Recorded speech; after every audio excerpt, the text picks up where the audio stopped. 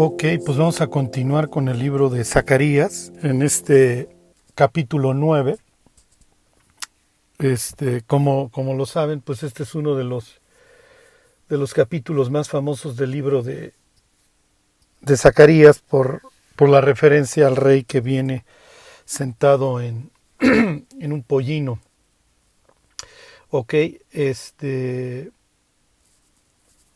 entonces estamos viendo este concepto del Dios que combate, del Dios guerrero, del Dios que lucha. Y como les he dicho antes, hasta cierto punto tenemos la misma esperanza que tenían ellos, de que Dios rasgue el cielo, de que, como dice Apocalipsis 19, se abra el cielo y Dios descienda. Y aquí vamos a tener referencia aquí en adelante en Zacarías a este concepto de en aquel día. Sí, aquel día que hace referencia al regreso de Cristo y que implica básicamente tres cosas. Cuando ustedes lean este día escatológico, este día en el que Cristo regresa, en el que Dios finalmente rasga los cielos e interviene, siempre van a encontrar tres conceptos. Número uno, la salvación de los justos. El estado de cosas obviamente cambia y los justos son rescatados. Esta es la idea. Sí, número uno. Número dos, el juicio de los impíos. Y número tres, la restauración de la creación. ¿Ok? Por eso es que antes de la restauración de la creación, del juicio de los impíos y de la salvación, y no me refiero a salvación en el sentido eterno del alma, de la salvación del infierno, sino el rescate de las personas que en ese momento están vivas, ¿ok? Y que están esperando que Dios intervenga. Entonces, es natural que antes vemos la reversión a un total caos. ¿Para qué? Para que venga la restauración definitiva, ¿ok? Por eso les decía que nos vamos a estar mezclando con los estudios de Apocalipsis. En el capítulo 8 de Apocalipsis que toca ver esta semana, lo que vamos a ver es una destrucción del orden, ¿sí? El orden que Dios establece, toda la restauración que Dios hace a partir del desorden y el vacío en Génesis 1, lo vamos a ver total y perfectamente destruido a través de los juicios del capítulo 8 de Apocalipsis. Es natural que ahí se vaya a dañar a los ríos, ¿okay? Que se vaya a dañar el mar, que se vaya a dañar el sol, la luna. Entonces todo lo que Dios va, por así decirlo, restaurando en Génesis 1 y acomodando para generar un sitio en donde Dios pueda tener comunión con sus hijos, le hace los ángeles, sus seres celestiales y el ser humano, y tener esta gran familia, pues vamos a ver una destrucción total, ¿sí? Bueno, ok, entonces estamos viendo cómo esta capacidad que tiene Dios de no solamente luchar, restaurar, como lo dice el capítulo 9, que es lo que hemos estado viendo, restaurar los límites de Israel, sino esta idea también, el juicio sobre Tiro, Sidón, etcétera, sino esta idea con los filisteos de aún a ellos incorporarlos como parte de su pueblo, o sea, un pueblo antagonista 100%, como lo éramos nosotros. ¿Se acuerdan este versículo que les leía la última vez de Colosenses, que éramos enemigos haciendo malas obras? Ahora Dios nos ha reconciliado a través de la cruz, ¿sí? Ok, y les decía, ¿hasta qué punto, sí, se entendía que el Mesías iba a sufrir, que el Mesías iba a morir? Y muchas veces tenemos este sesgo de ver, de mirar para atrás y decir, no, pues sí estaba muy claro, acuérdense, no es tan fácil. Y se los decía el domingo pasado, a Jesús, precisamente por este capítulo 9 de Zacarías, se le llamaba el que había de venir. Y Juan le manda 2 testigos, Juan está preso, y le manda 2 testigos para preguntarle si era él el que había de venir o si esperarían a otro. ¿Ok? Porque definitivamente Jesús no llena el perfil mesiánico que hubieran estado esperando, ¿ok? Tipo Apocalipsis 19, ¿ok? A Jesús nosotros lo imaginamos regresando o lo esperamos regresando en un caballo blanco. Ok, y ahorita vemos qué tiene que ver esto. ¿Por qué Jesús entra sentado sobre un burro? Sí, o sea, y obviamente está mandando un mensaje. Y un mensaje que tenemos que contrastar con Apocalipsis 19. Ajá. Finalmente, digo, eso es lo que hubieran estado esperando los judíos en la época de Jesús, a ver, que venga, que nos libere de los romanos, que arregle las circunstancias, que cambie las cosas, que nos quite la bota de los impíos, que no volvamos a ver a un paisano, a un amigo, a un vecino crucificado, o sea, que se vayan todas estas insignias romanas, paganas, que estos dioses se vayan de nuestra tierra y que podamos gozar de nuestra comunión con Dios en paz. Es finalmente todo lo que los cristianos queremos. Ok, entonces les leo donde nos quedamos la semana pasada, el 9:7, quitaré la sangre de su boca. Está hablando de los filisteos y pues, esta idea de que comían abominaciones. Dice, y sus abominaciones de entre sus dientes, y quedará también un remanente para nuestro Dios, y serán como capitanes en Judá, y Ecrón será como el Jebuseo. Entonces esta idea ya no se las repito, pero pues sí, o sea, Dios tiene esta capacidad para amalgamar a través de la cruz, ¿sí? A través de su perdón, a través de la reconciliación. Porque finalmente esto es lo que hace que personas vayan a poder compartir la eternidad juntos. Ajá, más allá de cualquier idea, idioma, formas de comer, tradiciones, etcétera. Cuando leemos en el Apocalipsis, el capítulo 7, que hay redimidos de todas naciones, tribus, pueblos y lenguas, es alrededor de Cristo, y esto es lo más importante. Son gentes que pasarán la eternidad juntas, con características que comparten, que ahora tienen esta nacionalidad celestial, y entre las características que comparten es el arrepentimiento, el haber sido perdonados, el haber sido purificados por la sangre de Cristo y el haberse convertido por eso en hijos de Dios. Bueno, y luego dice el 8, entonces acamparé alrededor de mi casa como un guarda, para que ninguno vaya ni venga, y no pasará más sobre ellos el opresor, porque ahora miraré con mis ojos. Acuérdense del libro de Esdras y que Ageo y Zacarías le están predicando a gentes que están viendo un muladar, o sea, están viendo una ciudad destruida y delante de ellos tienen el templo hecho pedazos y las pocas piedras que le quedan al templo todas quemadas. Y ahora Dios hace esta promesa de que acampará alrededor de su casa como un guardia. La misma idea ya la había dicho el Dios a través de Zacarías en el capítulo 2.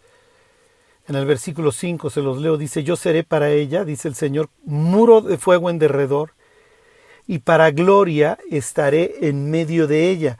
Entonces, ¿de qué estás hablando, Dios? ¿De algo inmediato? Ajá. ¿En este siglo sexto o estamos esperando a un evento futuro? Y obviamente se está refiriendo a un evento futuro, tanto Zacarías 2.5 como Zacarías 9.8.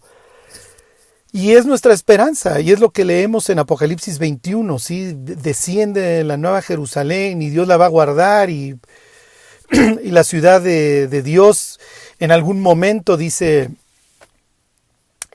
capítulo 20 de Apocalipsis, puede verse rodeada, pero Dios, como Dios está a su alrededor, no hay ejército, aunque sea como la arena del mar y venga de los confines de la tierra, no hay ejército que la pueda conquistar. Es lo que sucede en Apocalipsis 20.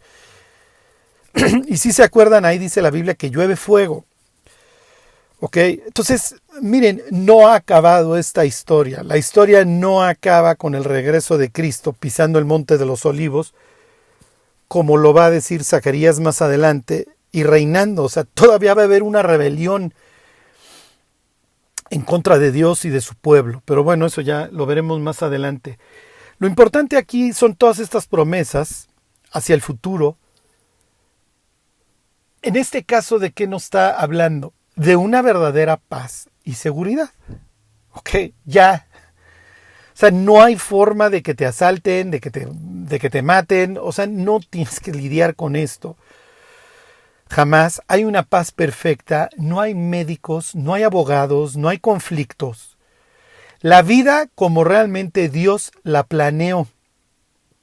¿Ok?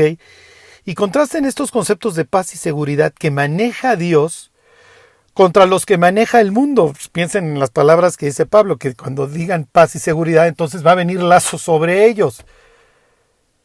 Y como dice Jesús, yo les dejo mi paz, les ofrezco mi paz, no como el mundo la da. Sí. Pero para tener paz en el mundo, primero hay que tener paz con Dios.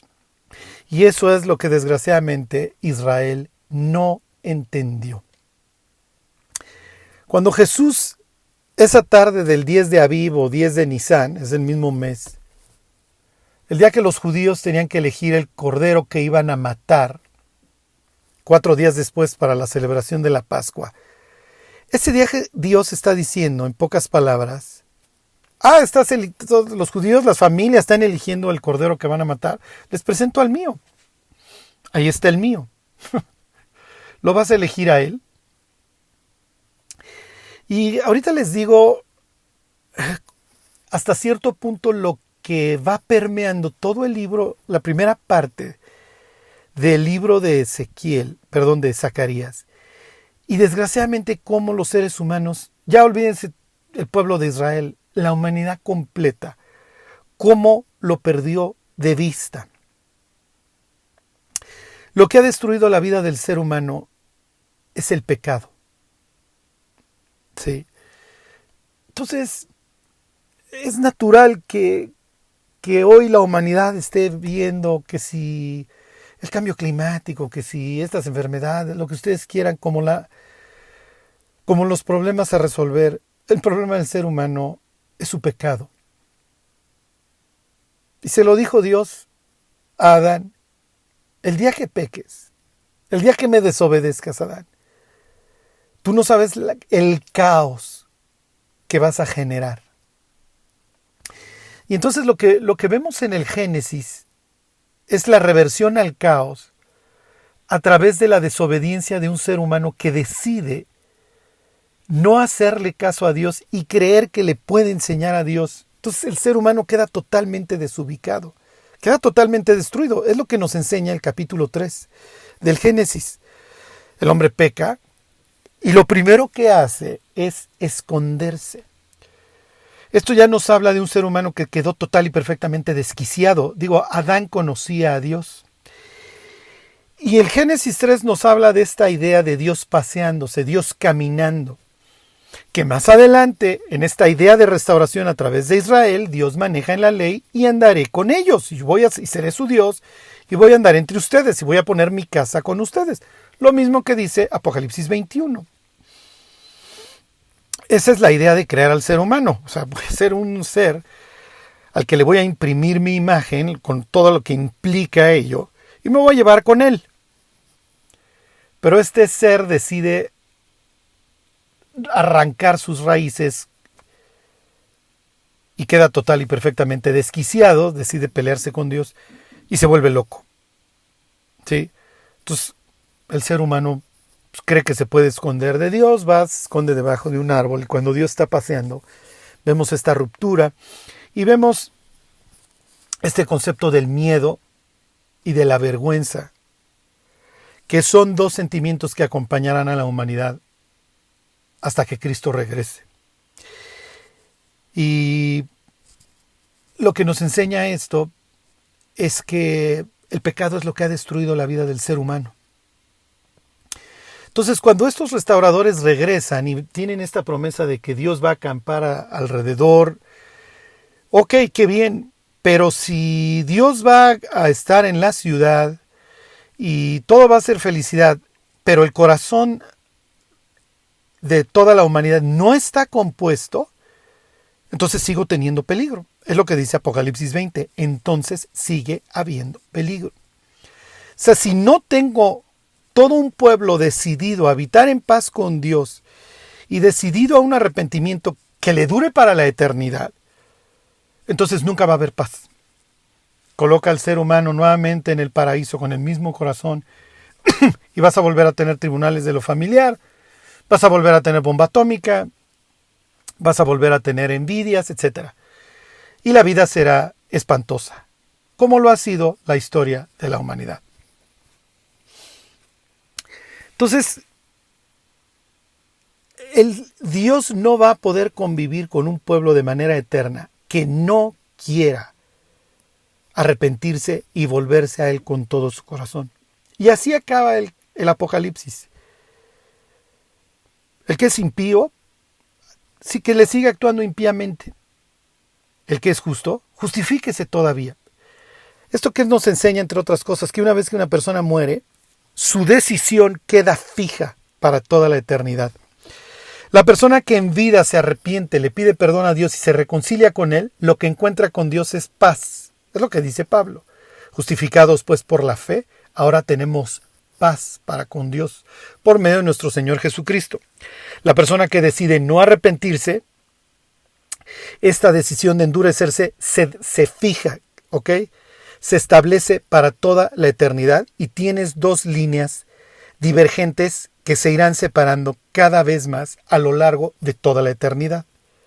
Unos disfrutarán su decisión de haberse arrepentido y buscar la comunión con Dios para toda la eternidad. Es lo que dice Pablo, capítulo 2 de la carta a los Romanos.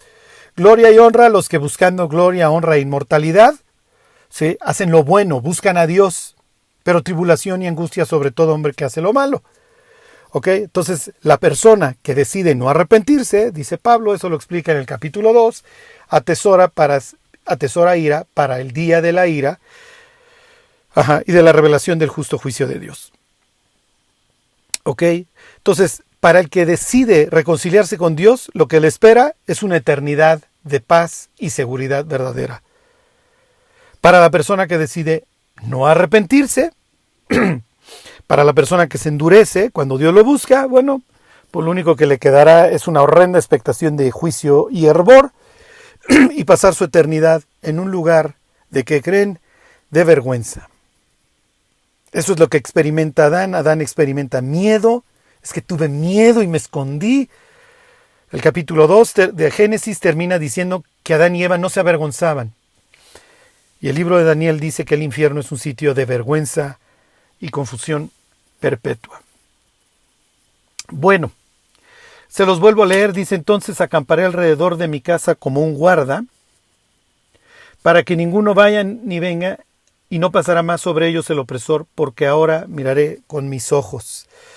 Ok, la Biblia dice que a Dios nadie le vio jamás, que Cristo nos lo ha revelado. En ese sentido, ¿qué es lo que dice Juan? Dios le dice a Moisés: nadie me va a ver y vivirá. Ese te va a dar permiso, te voy a permitir que veas mi espalda. ¿Ok? Entonces, la forma en la que las personas veían a Dios en el Antiguo Testamento y obviamente en los Evangelios, lo que diría Jesús, el que me ha visto a mí ha visto al Padre, era viendo al ángel de Jehová, ¿ok? Era viendo a Cristo. Pero en el Apocalipsis, ¿qué es lo que dice la Escritura?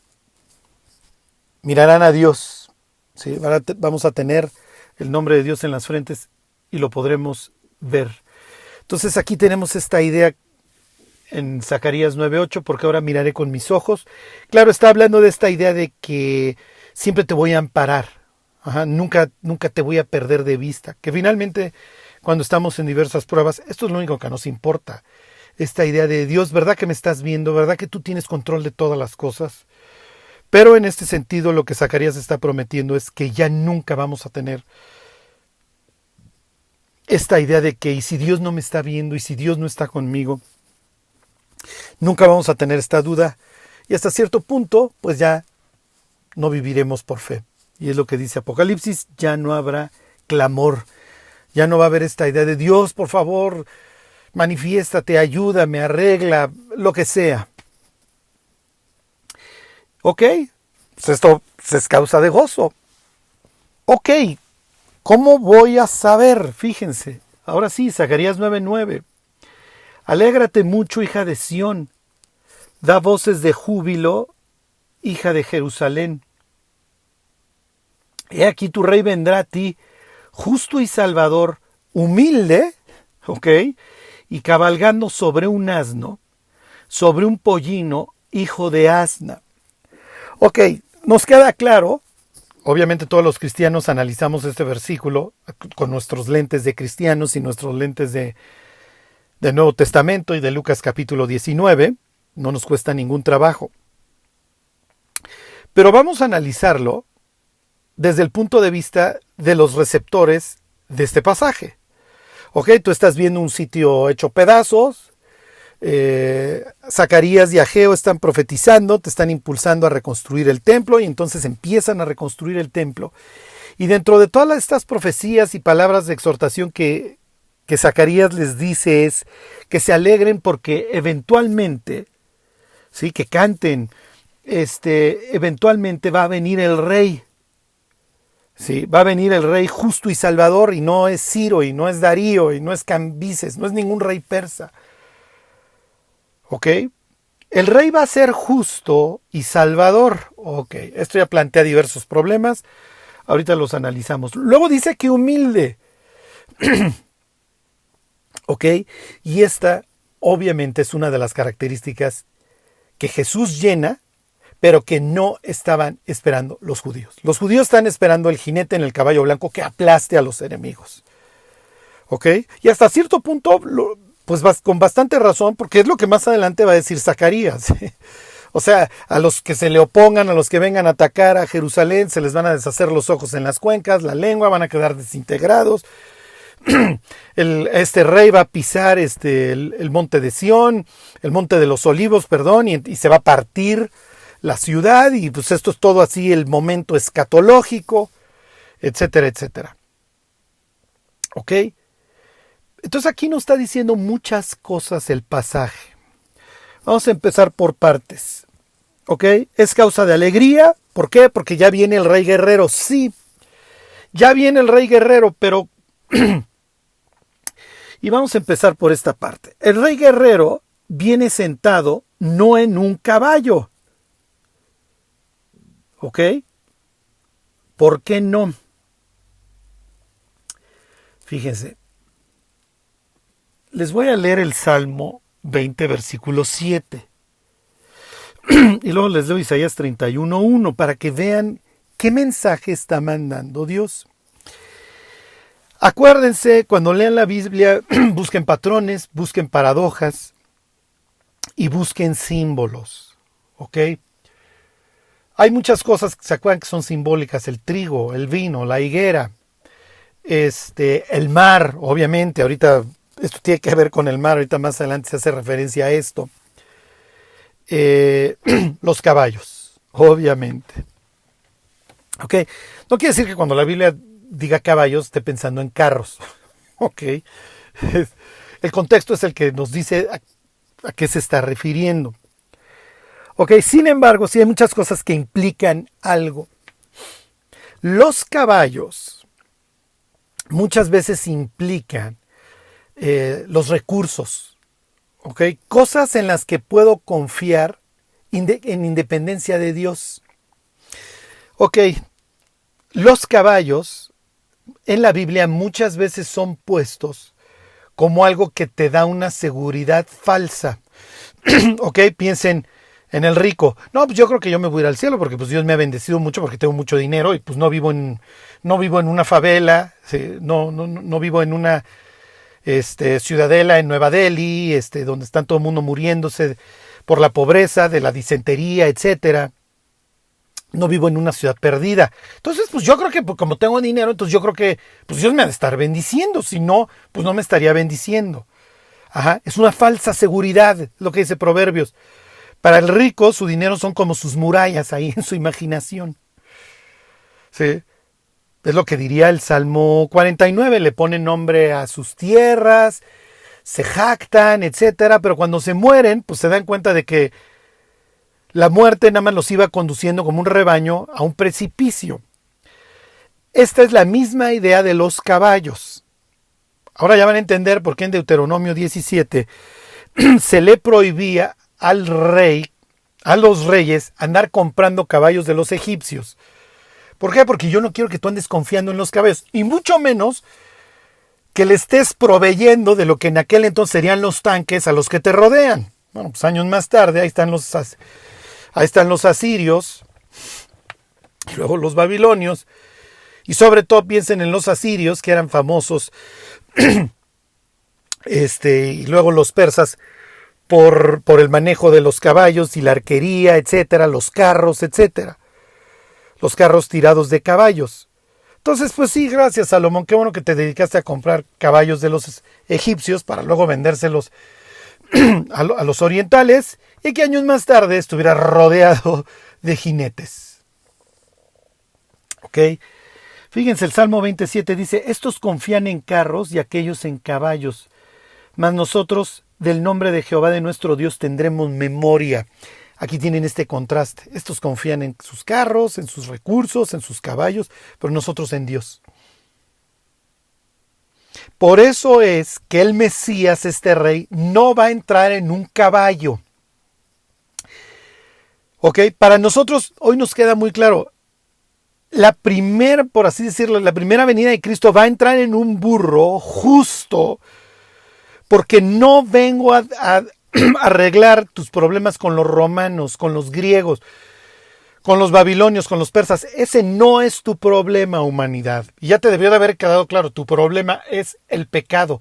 Y eso es lo que vengo a arreglar. ¿Ok? Fíjense, les leo Isaías 31:1. Hay de los que descienden a Egipto por ayuda y confían en caballos. Y su esperanza ponen en carros porque son muchos y en jinetes porque son valientes. Y no miran al Santo de Israel ni buscan a Jehová. Nuevamente esta idea. Entonces el rey de los judíos no viene montado en un caballo. Entonces, ¿qué mensaje está mandando? Bueno, piensen en Cristo. ¿Ok? Piensen en estas contradicciones en el Apocalipsis, capítulo 6, que ahí nos quedamos un buen rato. Líbranos, ¿se acuerdan? Que caigan las rocas sobre nosotros y los montes, y decían a los montes y a las peñas, caed sobre nosotros y escondednos del rostro de aquel que está sentado sobre el trono y de la ira del cordero. No, wow, o sea, un cordero, qué miedo, todo el mundo echa a correr, me está persiguiendo un cordero, qué miedo. Entonces les pongo este ejemplo para que vean la contradicción. El Mesías no entra como el gran conquistador romano. El Mesías entra como un rey humilde. No entra en un caballo blanco o en el caballo así bermejo gigantesco. No entra en el carro tirado por los caballotes. Entra sentado en un burro. ¿Ok? Les voy a poner un ejemplo. Todo esto, no crean que era tanto así, nuevo para los que están, para los receptores del pasaje. ¿Se acuerdan? Adonías se autoproclama rey, uno de los hijos de David, y pues si de por sí seguramente no era muy querida Betsabé, sabe que una vez que Adonías reina es muy probable que la maten a ella y a su hijo Salomón. Y entonces va y pues al más puro estilo de la política se hace toda una grilla. Y va con Natán y le dice, oye, pues Adonías se anda autoproclamando rey, etcétera, y pues hay que hacer algo. Y entonces Natán dice, no te preocupes. Y entonces se acuerdan toda esta historia ahí de intriga. No me voy a tener mucho. Lo que sí les quiero decir es que el harem era brutal. ¿Por qué? Porque tienes a muchas mamás compitiendo para que su hijo sea el rey. Y muchas veces cuando llegaba uno, mataba a los hermanos y a las mamás. Entonces entre mamás se podían ahí sonreír, pero ay, ¿qué crees? Tu hijo se murió anoche. Pues yo creo que le dio el mal de cuna o lo que haya sido, pero pues no sobrevivió. Y era un ambiente repugnante. ¿Ok? Con esto no no les voy a decir que así fueran todos las situaciones de todos los reyes que tenían su harem. En el caso de David sí fue, ¿ok? En el caso de David, Betsabé ha de haber dicho, hijo, ¿qué hice?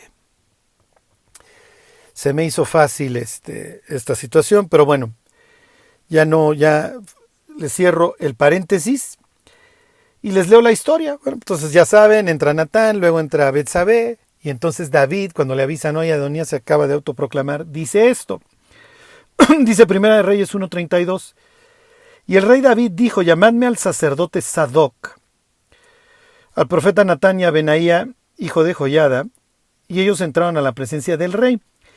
Y el rey les dijo, tomad con vosotros los siervos de vuestro señor, y montad a Salomón mi hijo en mi mula, y llevadlo a Gijón, y ahí lo ungirán el sacerdote Sadoc y el profeta Natán como rey sobre Israel, y tocaréis trompeta diciendo, viva el rey Salomón.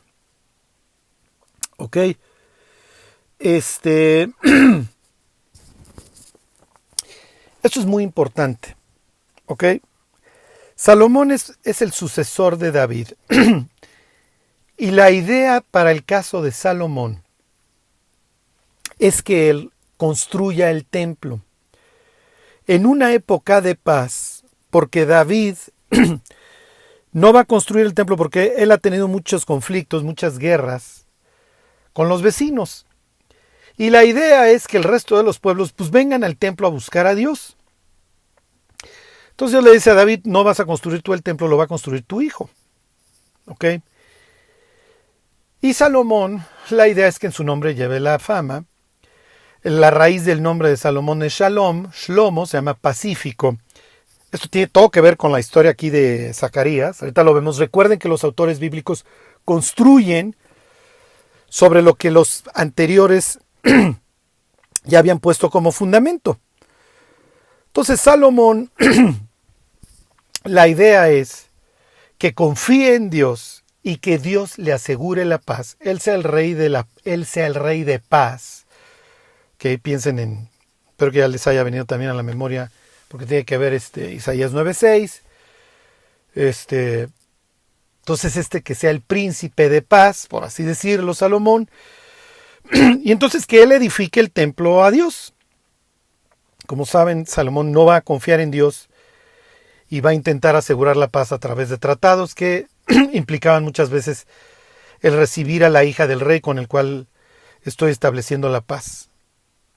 Ok, entonces esto va a acabar en el desastre y ahí se estarán poniendo las semillas para el exilio, obviamente para la división y luego el posterior exilio y el desastre.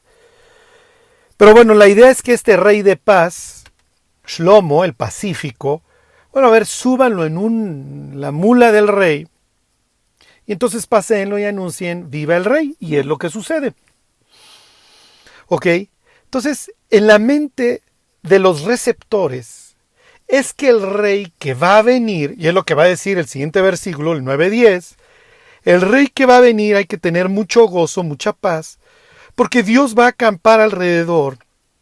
Va a venir este rey, no viene en un caballo, sino que viene mandando el mismo mensaje, la idea de Salomón, viene en paz. Es humilde y no viene en el caballo blanco, en este símbolo de recurso militar, que es realmente algo contradictorio en todo este capítulo 9. Entonces aquí Dios deja una pista, que no viene en un caballo, y esto tiene mucho que ver porque este rey es humilde. Sí va a traer paz y va a destruir toda esta idea de guerra y las armas, es lo que dice el siguiente versículo, pero es pacífico. Misma idea de Apocalipsis. El que abre los sellos es un cordero. Líbranos de lo que está pidiendo ahí los impíos, capítulo 6, de la ira del cordero, toda esta contradicción. ¿Ok? Es finalmente lo que anhelamos. Sí. O sea, lo que anhelamos es que regrese Cristo, que se siente en su trono, que de su trono salgan todos estos ríos que hagan del mundo un sitio increíble, un paraíso, y podamos finalmente vivir en paz.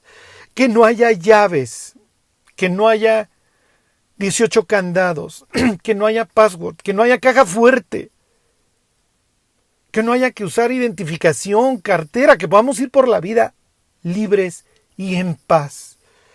Y este era el mensaje de Zacarías 9:9. Tu rey viene humilde, sentado sobre un pollino. Ok. Y aquí viene algo muy, muy interesante. La Biblia dice, en el libro de Isaías, que Dios es justo y salvador. Y lo repite refiriéndose al futuro Mesías, al futuro rey, diciendo que es justo y salvador. La otra vez hablaba yo con una persona y le decía, mira, próximamente tengo que hablar de esto. Entre otras cosas se hace referencia al Mesías como justo y salvador. Y lo entendió perfectamente y me dice, eso no se puede. Porque si es justo, no te puede salvar. Y si te salva, no es justo. Esto es increíble. Miren, la verdad es que me impresionó que lo entendiera a la primera, o sea, ni le tuve que dar explicación. Nada más le dije, mira, la Biblia dice que el que va a venir es justo y salvador, y cerré la boca. Y él meneó la cabeza y me dijo, eso no se puede. Esto es una contradicción en términos, es como decir liberal social o, no sé, comunista capitalista, lo que ustedes quieran, alto chaparro. Si es justo, no nos puede salvar. Y aquí es donde nos atoramos. Y miren, esto es así una estructura perfecta en el capítulo 9. Porque tienes a un Mesías que es justo y que es salvador. Que se da el lujo de ser las dos cosas. Y más adelante da la pista. Y dice, y tú por la sangre de tu pacto serás salva. Viene esta idea de sangre y del pacto. ¿Ok? Entonces, como les decía yo la otra vez en este estudio de Apocalipsis 8 y el Éxodo, el acceso a Dios tiene que ser a través de la sangre. En el día de la expiación, el sumo sacerdote tiene que llevar a cabo derramamientos de sangre para posteriormente, llevando a cabo todo su proceso, entrar a la presencia de Dios, no sin sangre. Los judíos logran el éxodo y conservar la vida de los primogénitos, no sin sangre. Lo que Israel no entendió a través de su sistema sacrificial es que esto era sombra. ¿Por qué? Como dice la carta a los hebreos, la sangre de los machos cabríos y de los corderos, etcétera, no pueden quitar el pecado, por favor, y es lo que dice el Salmo 50. ¿Sí? O sea, todo lo que está en los campos, dice Dios, es mío. O sea, ya parece que lo vas a lograr. Dios, pero ¿cómo le vas a hacer para ser justo al mismo tiempo y salvador? Espérate 4 días, hubiera dicho Dios, después de que entra su cordero a Jerusalén, y el día 14 lo matan. ¿Okay? Esto era increíble porque el Salmo 118 que cantaban durante esos días decía, entre otras cosas, sálvanos Dios. ¿Se acuerdan de Josiana? Quiere decir sálvanos, ¿sí? Hosana, ¿sí? Sálvanos. Y luego dice, atad víctimas al altar. Y Cristo en una cruz diciendo, ¿qué crees que estoy haciendo? Y Dios gritándole a su pueblo, ¿qué crees que estoy haciendo? Ahí está la víctima atada. Pero por favor, o sea, el cordero que estás matando es un símbolo.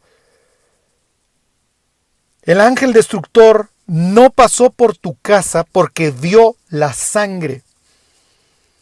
Cuando el ser humano muere, Dios se fija única y exclusivamente en una cosa, para permitirle o negarle el acceso al cielo, y es la sangre.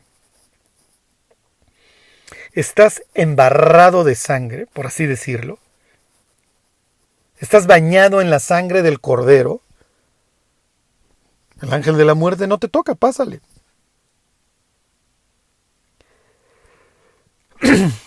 El Éxodo no lo dice, pero es probable que haya habido judíos, pues siempre está el necio, que no le obedecieron a Moisés y que no pusieron sangre en el dintel de la puerta. ¿Y qué creen? Igual que egipcios, ¿eh? Igual que egipcios. Y la Biblia habla de egipcios más adelante, sí, que salen en el Éxodo. Seguramente, oye, le preguntaron al vecino, al amigo judío, ¿qué estás haciendo? Pues mira, va a pasar Dios. Y ustedes saben, ustedes nos estuvieron exterminando en el Nilo. Y pues no, con la novedad que a Dios no le gustó esto. Y ahora pues, viene el de regreso, porque Dios es justo. Dios es justo. Y pues yo te aconsejaría que lleves a cabo esto, que te circuncides, que te vuelvas parte del pacto, porque ningún incircunciso puede participar de la Pascua, y que salves la vida de tu primogénito. Y efectivamente habrá habido egipcios, porque más adelante esto nos da indicios, más atrás había dado indicios el Éxodo, de que muchos sí escondieron a su ganado, porque cuando Moisés decía que ahí venía el granizo, pues sí venía, y habrá habido egipcios que celebraron la Pascua, que se circuncidaron, y en ese sentido se volvieron parte del pacto. ¿Ok? Entonces, vuelvo a esta idea. Si Dios es salvador, no puede ser justo. Y si es justo, no puede salvar. Porque no te puede ahorrar el castigo. Sería injusto. Y fíjense cómo Dios resuelve esta contradicción en la cruz. No puedo imaginarme a Nicodemo leyendo Zacarías capítulo 9 y pensando, yo vi entrar al Mesías en un burro y 4 días después lo fui a ungir. ¿Sí? Llevé los ungüentos para embalsamarlo cuando lo enterré con mi amigo con José de Arimatea. Y luego me enteré de su resurrección, si es que lo habrá visto resucitado. Y entender perfectamente claro este tema de la salvación. ¿Ok? Y finalmente les leo Génesis 49:8 en adelante. El Mesías, el rey, el legislador, el que dicta la ley, ¿ok?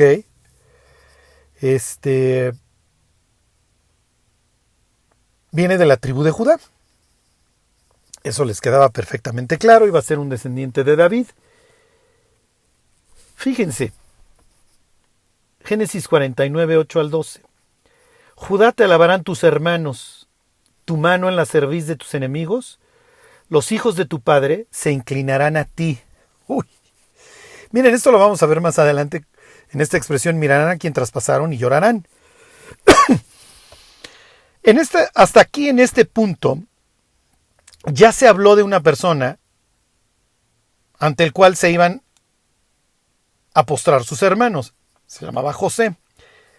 Entonces, una de las características del Mesías es que se iba a parecer a José. No iba a ser de la tribu de José, pero se iba a parecer en ese sentido al tío José. Este viene de la tribu de Judá. ¿Por qué? Acuérdense que Judá decide sacrificarse por Simeón, por Benjamín, con toda esta historia de la copa en el costal, etcétera, etcétera. No me detengo mucho ahí. Judá es un hombre que queda perfectamente transformado después de que el capítulo 38 de Génesis lo pinta como lo peor, que nada más da hijos para muerte, etcétera. Y posteriormente se sacrifica por Benjamín, está dispuesto a entregar su vida. Entonces Judá muestra esta transformación y entonces el Mesías va a compartir de Judá esta idea del sacrificio. Me importa tanto mi pueblo y mis hermanos que doy mi vida por ellos, número 1. Y número 2, eventualmente mis hermanos, así como reconocieron a José, reconocerán al Mesías. Piensa en el regreso de Cristo. ¿Ok? Se le presenta como un guerrero, Es lo que va a decir más adelante Zacarías 9:10, va a destruir los carros de guerra, etc. En este caso Génesis 49:8 habla de tu mano en la cerviz de tus enemigos. Le sigo leyendo, cachorro de león, Judá. Ok, eso nos lo encontramos en el Apocalipsis, ¿se acuerdan? El león de la tribu de Judá. De la presa subiste, hijo mío, se encorvó, se echó como león, así como león viejo, ¿quién lo despertará? Ok, no será quitado el cetro de Judá ni el legislador de entre sus pies hasta que venga Silo, una designación del Mesías, y a él se congregarán los pueblos. Misma idea de Zacarías 9, a ver que hasta los filisteos, etcétera, que vengan de muchos pueblos. Ok, el Mesías va a restaurar a las naciones. Versículo 11, atando a la vid su pollino y a la cepa el hijo de su asna, lavó en el vino su vestido y en la sangre de uva su manto, sus ojos rojos del vino y sus dientes blancos de la leche. No me detengo mucho en esta idea del lavó en el vino su vestido, solo les recuerdo, se los había dicho en uno de estos estudios de Apocalipsis, cuando leen en Apocalipsis 19 que el Mesías viene en una ropa teñida en sangre, la pregunta ¿es su propia sangre o es ajena? Ya lo veremos. Solo quiero que vean esta referencia nuevamente mesiánica, en el sentido de que el legislador que viene de la tribu de Judá, eventualmente sus hermanos lo van a reconocer y se postrarán frente a él. Número 2, restaurará las naciones. Y número 3, esta idea de que trae su pollino y de que ahí lo amarra. Imagínense Jesús entrando a Jerusalén. No sé si había un viñedo en la zona, pero imagínense que se baja de él y va y lo amarra. No lo dicen los evangelios. Lo que sí dicen los evangelios es que Jesús entra sentado en un burro para cumplir Zacarías 9:9 y entra humilde. ¿Ok?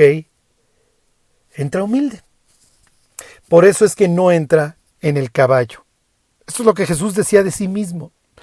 Y termino con esto. Dice Jesús, aprended de mí que soy manso y humilde de corazón, y hallaréis descanso para vuestras almas. La forma, desde un punto de vista escatológico, en la que los creyentes vencen, es la humildad, no es la guerra. Es a través de un buen testimonio. Esta es la forma en la que los mártires de la tribulación, que ya vimos en capítulo 7 de Apocalipsis, vencen. A través de su testimonio. Hoy no vamos a lograr mucho, honestamente, en discusiones inútiles, peleándonos, etc. Lo que el mundo necesita ver, y estamos a 5 minutos de que Cristo regrese y de que empiece el día del Señor, lo que el mundo necesita ver es a nosotros viviendo para Él, santificándonos, buscando a Dios, pidiéndole a Dios que nos haga mejores, que nos limpie, que nos purifique. Retomo esta idea del pacto y de la sangre la próxima semana. Sí, ya acabamos Zacarías 9:9. Nada más con esta idea. Los judíos van a entender, y les leo los versículos de Zacarías la próxima semana, que antes de que venga el rey, lo había dicho Zacarías, el pecado tiene que ser quitado. Así decía Zacarías 3:9. Mientras hay pecado no puede haber paz con Dios, y eso es lo que Cristo arregló en la cruz, ahí pagó por nuestras faltas, ¿ok? Por la sangre del Mesías. Pero me meto ahora en el cráneo de estos que han regresado.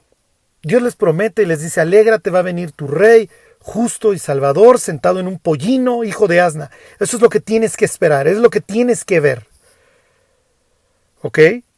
Y luego les dice, por la sangre del pacto vas a ser salvo. Es lo que dice Jesús antes de morir. Este es el nuevo pacto en mi sangre.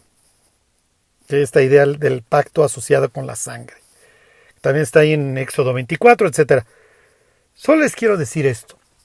Los judíos ya habían entendido que el éxodo no se logra sin el derramamiento de sangre. El hecho la palabra, si mal no recuerdo, es naga, o sea, aventar, embarrar. Luego les desarrollo toda esta idea.